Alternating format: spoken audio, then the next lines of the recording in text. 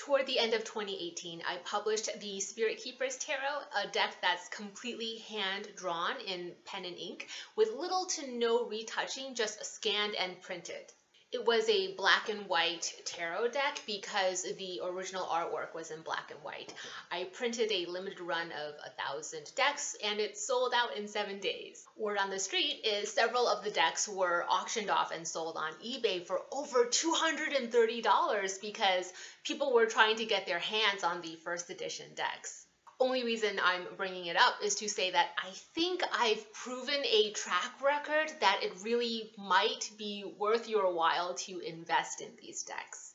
I'm releasing a redesigned version of the deck, and if you'd like to pre-order now, a link to more information is provided in the video description box. My ambition for this deck was to craft the most powerful tarot deck humanly possible, and the deck itself would be my presentation of, shall we say, evidentiary exhibits in an effort to prove, let's put it this way, to prove that there is much more that we can perceive through our non-physical senses than what our current sciences can reveal to us. I want to make clear whether or not I achieve that is not for me to say. It can only be determined by you. So I am definitely not saying this is the most powerful tarot deck humanly possible. I can only tell you that was my ambition. Go big or go home, right? With this first edition deck, well, biases acknowledged, I definitely believe this deck is possessed with immense power. But how accessible was that power?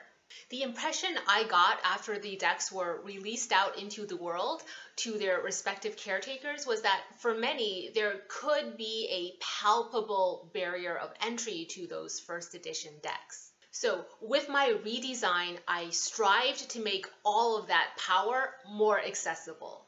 Again, big ambitions. One symbolic choice was to go sepia with monochromatic tones. I took some time to teach myself the science of color theory and specifically monochromatic palettes with some secondary analogous color relationships.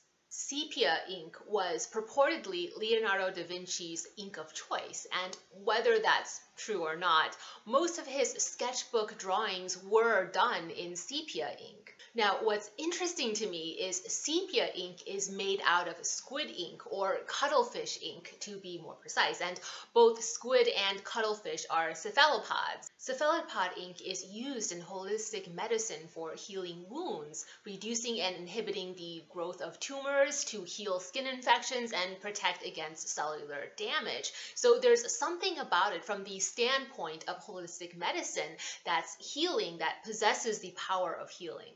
Also, why do cephalopods have ink in the first place? It's to shield themselves. It's a form of defense. Cuttlefish use their ink to create a smoke screen, a shield or block to ward off predators and those who seek to do them harm. These functions related to sepia ink can then be translated into symbolism, and so that's why I'm so excited about redesigning the deck in sepia monochromatic tones. It's part of the deck's inherent crafting to empower it for healing and to ensure a strong shield or ward that will safeguard the deck's users. The decision to go sepia is also part of lending to the redesigned deck's accessibility. Warm sepia tones evoke into our cultural consciousness nostalgia, meaning memories. Meaning, I'm kind of looping space-time. Stay with me here. The sepia tones are evocative of a form of remembering. And so readings with the deck, even when reading about events that have yet to happen, suspend ordinary perception of space-time so that you can get a different angle on the situation. You can shift your consciousness to the moment in space-time of whatever you're using the tarot deck to read for, observing, taking in all the information you can, and then returning to your current moment of space-time and thus remembering. The sepia tones help the subconscious and help your psychic mind to induce that sentiment of remembering. In that sense, it lends to the deck's magic. And now for a walkthrough of the Spirit Keepers Tarot Vitruvian edition. Why am I being a pompous ass and calling it the Vitruvian edition? Read the pre-order info and you'll find out. This is the card back design. The center is a six-pointed star or hexagram, which also represents the cubic stone. We're getting into linear algebra and geometry here, which is also a sacred symbol in both Western and Eastern esoteric traditions. I get into all of the details in the Book of Maps, the Deck's Companion Guidebook. Even the detailing inscribed within the star is meaningful, the Ten Commandments and the Heart Sutra. Behind the star is the cross section of a lotus root, and inscribed in each seed is the tetragrammaton YHVH. The lettering you see throughout is emblematic of logos. Even the flowers, you've got the asphodel, a lily flower significant in Renaissance magic, and then you've got orchids, protea blossoms, lilies, and lotus. The reversible plaques are in Egyptian hieroglyphs that say the physical presence of divinity. The four urns contain the four ingredients in holy anointing oil and represent the four elements: Ceylon cinnamon for fire, myrrh for water, lemongrass for air, and cassia for earth. The Spirit Keeper's Tarot comes with three versions of Key 0, the traditional Fool card. You'll see that I've changed the Keeper. Here's what the first edition Keeper card looked like. The new one represents the astral self in communion with the divine. Now you see the Annealer, the personification of an alchemical face that's, okay, in short, all about becoming indestructible. The Raven is, of course, your guardian, protecting you during your transitions and journeys between worlds. You start to see here the monochromatic sepia coloring I've added. I redesigned Key 4 because this is the root of temporal power. To me, this is the dominion we hold as granted by a divine mandate or divine commandment. All great work, all creativity and inventions born from the human mind stem from that presumption. So in a redesign of my deck and thus redesign of the inner temple, I do feel I need to reconsider Key 4. Here's what the Emperor card looked like in the first edition. Now here's Key 5, 6, and 7, and that's the first septenary in the Major Arcana. I made some minor tweaks to the Lover's card, drew a new background, which you see to the right of Key 6, and digitally added it to the background of the redesigned Key 6. The first septenary is the exposition of a narrative arc where the precise setting of your life path gets revealed. Key 7, the Chariot, is the mark of rising action. These are the keys I would path work through for understanding the self. And now we get into the second septenary of the Major Arcana. I redesigned Key 9, the Erudite, classically the Hermit card, after being inspired by the Il Commendatore statue in Prague, or the Cloak of Conscience. The statue was commissioned in honor of Mozart, who, by the way, is reportedly a rising sign Virgo. This is the original Key 9 from the black and white first edition. By the way, the sheet music there is Pachelbel's Canon in D. Pachelbel was a Virgo. Key 9, astrologically Virgo, nice, yeah. I also tweaked Key 10, Wheel of Life, by changing the background, layering in something I drew. Then we have the Hanged Man, which I've renamed to the Outlaw. The Reaper, our classic death card, and Temperance, which I've renamed to the Angel. Entering the third septenary, here I'm just showing keys 15 and 16 side by side because, well, you see why, right?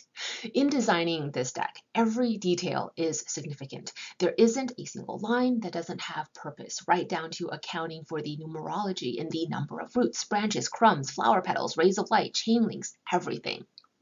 Next, we have the sun, moon, and stars, or okay, let's just say it in order: star, moon, and sun. I've renamed the star card to the healer, the moon to the necromancer, and the sun to the warrior. Why? All harkening back to the god and goddess archetypes I attribute to each of these cards. They also designate inner and outer beneficent spirit contacts. Finally, we close out the third septenary of the majors with Key 20 and Key 21, Judgment, and the World card, which I've renamed as well. Ooh, and check this out. When you line up the Death card for initiations and transformation, Temperance, spiritual balancing, and the final World card, you'll see how these three cards tell the narrative of holy transcendence. By the way, those of you with the first edition deck may have noticed I've redesigned Key 21, the New World Order. Again, the reasoning for the change has to do with the construction and the reconstruction of that inner temple.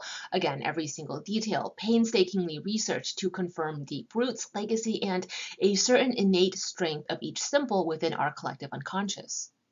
Now we get to the minors, but in the Spirit Keeper's Tarot deck, we're in the upper realm. Aces being the nucleic seeds of creation and the 4 alchemical phases, hence the captions are what they are. Here are the twos. In this deck, the 4 twos designate the 8 primordial deities of Egyptian mythology, and here are the threes.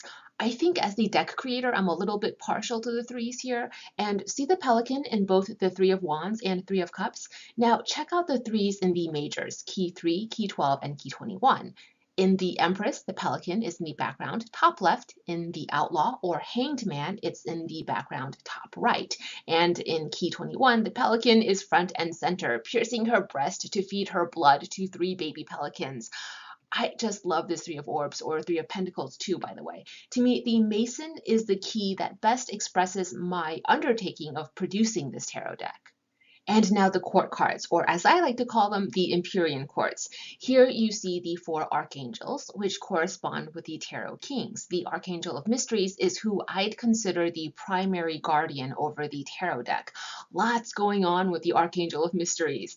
And these are the shields, named by coloring associated with the 4 alchemical phases. They're the tarot queens. The tarot kings and queens, or archangels and shields, don't necessarily conform to our gender associations for kings and queens, but instead we're talking about the spirit realms, and so gender representation is by active versus passive elements, while king versus queen or archangel versus shield is about hierarchy within the Empyrean court and not about male versus female expression.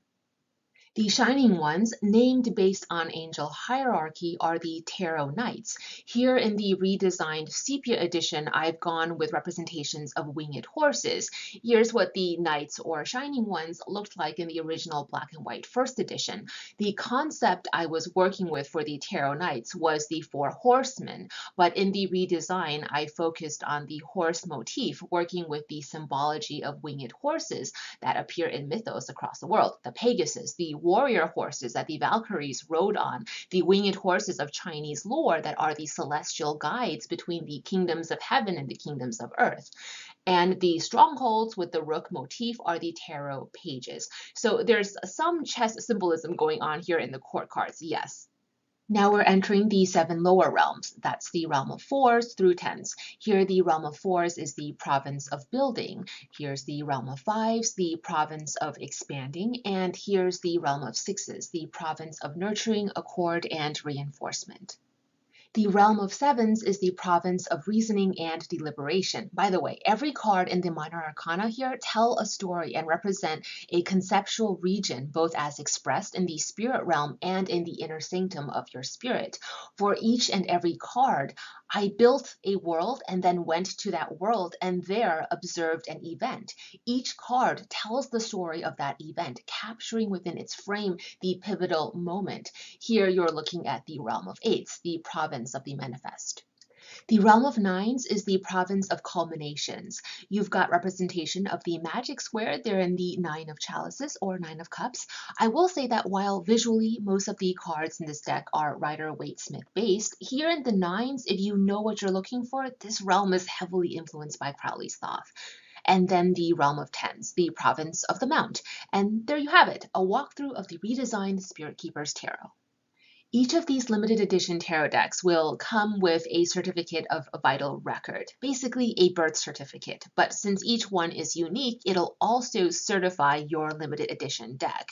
This concept is my alternative to the certificate of authenticity. Right now, I have a list of about 1,000 names, and I plan on handwriting each name onto these certificates with consecrated ink. And yes, I have looked up the meaning and significance of each and every name on my list. But please ignore the deck's assigned name if it's meaningless to you. The assigned names and this birth certificate is only as important or not important as you want it to be. In terms of the deck's quality, totally the same as the first edition decks. It's standard tarot size at 70 millimeters by 120 millimeters. I'm going with 350 GSM cardstock, gilded or gold edging.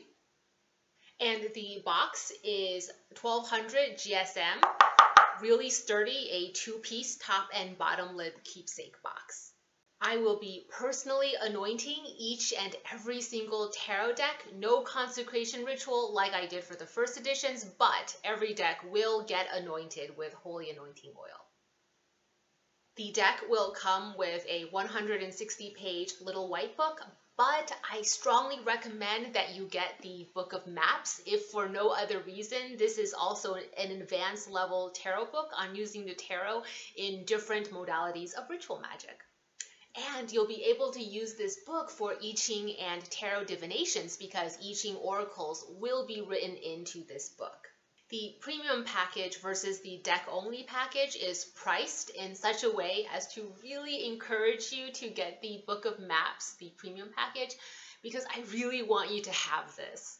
The pre-order period has officially opened and will stay open until March 20th, 2019. That's the spring or vernal equinox, so it should be easy to remember.